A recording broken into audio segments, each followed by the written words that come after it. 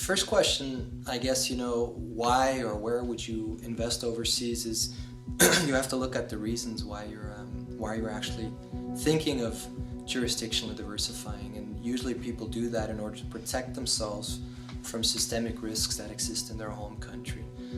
One of the favorite places, and in my view, one of the, if not the safest place for that purpose is still Switzerland.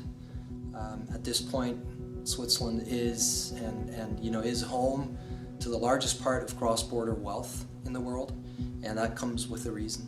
For me, the reason is has to do with Switzerland's economic and political stability, the history of Switzerland, also the fact that in Switzerland things work, and that is something that's very important.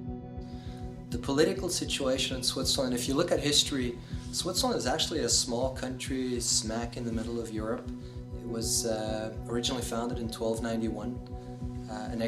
Later a constitution was formulated in 1848, which is actually very similar to the US Constitution.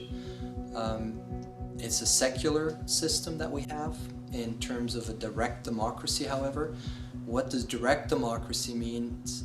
It's, if you compare it to other democracies, in Switzerland, we don't just vote or elect representatives into parliament and into government, and then they then go off and do whatever they like.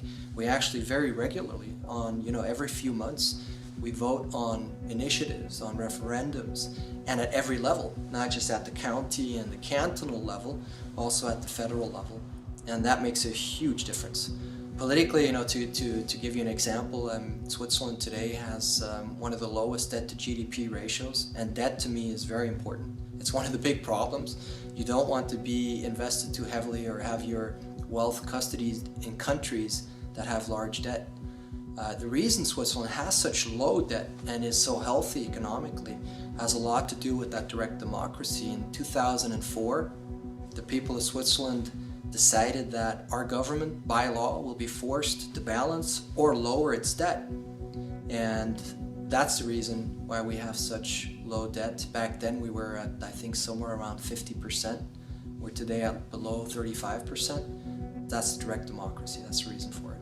Does a political system itself bring welfare? I think it's huge that you have a good political system. I think it also takes a long-term tradition. It's not like you can just start that kind of system from one day to the next. But overall, yes, in Switzerland, the political system works very well. We're not a standalone, so we're influenced by what goes on around us.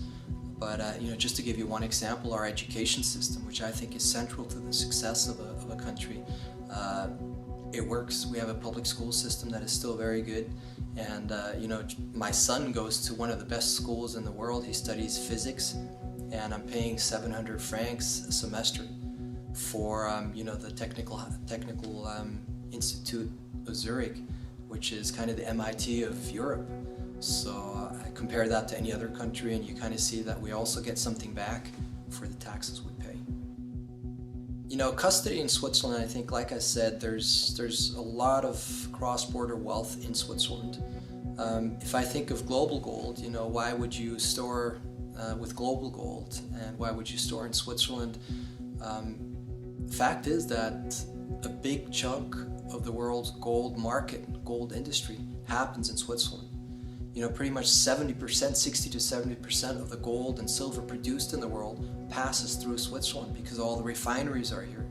The bullion banks are here. There's a lot of business here, and that combined with the fact that you have a safe situation, so you have access to product, and you also have a safe situation politically and economically. That is one reason why I think global gold and storing in Switzerland is a great option. Global gold does offer other storage locations like Singapore and New Zealand, but it's a very small fraction of our clients that choose those jurisdictions. It's mostly Switzerland.